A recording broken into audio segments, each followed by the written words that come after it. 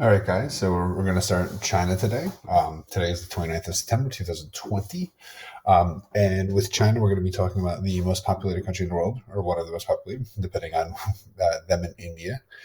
We are talking about the third or fourth largest country in the world, depending on whether you acknowledge the Chinese government's idea of what their land area is or not.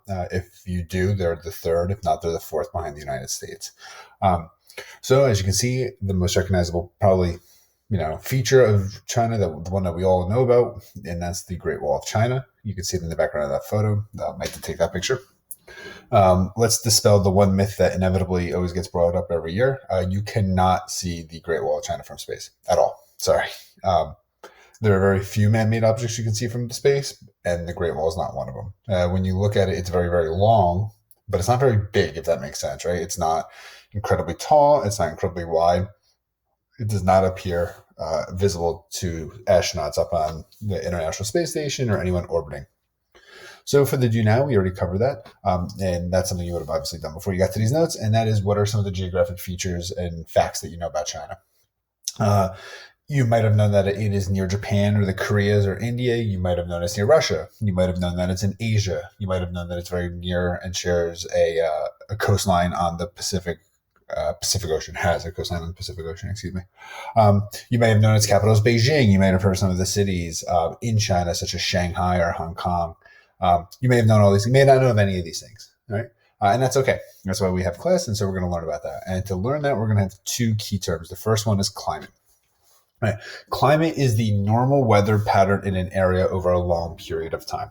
So a very easy way to understand that. If I were to tell you right now, I want you to pick out your outfit for school for December 20th, you would probably pick something for cold weather, right? Long pants, long shirt, jacket, sweatshirt, maybe a hat, things like that. Because it is predictably usually cold in the wintertime in New Jersey. Now, we might have an unusually warm day that year. That just happens. Weather is kind of the variable, it changes day to day, but we can make reasonable assumptions that July 20th in New Jersey will be hot, just like December 20th in New Jersey will be cold. And the other key term on there is a monsoon. Monsoons are seasonal winds that bring periods of intense rainfall or intense dry. So we don't really have a monsoon season here in New Jersey, but many parts of the world do. South America, large swaths of Africa, Southeast Asia, China, they have monsoon seasons.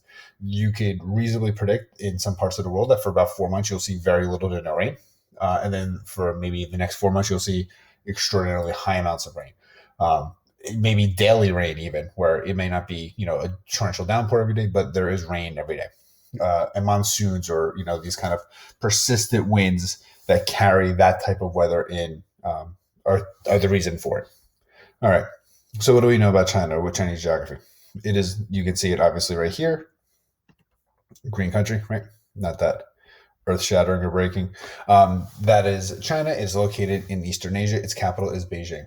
It has a population of 1.4 billion with a B. About one out of every 5.5 people on the world are Chinese. The country has many climates. All right. And see this little link right here? I'm going to bring this back up right here. Climates. That's a link. You can click on here. You also have a brief ed puzzle about it. It explains the difference between climate and weather. And I think it does a pretty good job of that. All right. There's a couple major rivers, and that's going to be the Yellow River, known in Chinese as the Huanghe, or the Changjiang River, which is the Chinese version or Chinese translation of the Yangtze, not the Yangtze. It's the Yangtze River. Excuse me. All right. Scrolling down. It is bordered by the Yellow Sea. I'm going to highlight some of these things, right? Here's the Yellow Sea, the South China Sea, the East China Sea. All these are to the east. Some of the nearby countries include Russia, up here, the Koreas right here, North and South Korea, Mongolia, large country right here, India right here, and Japan.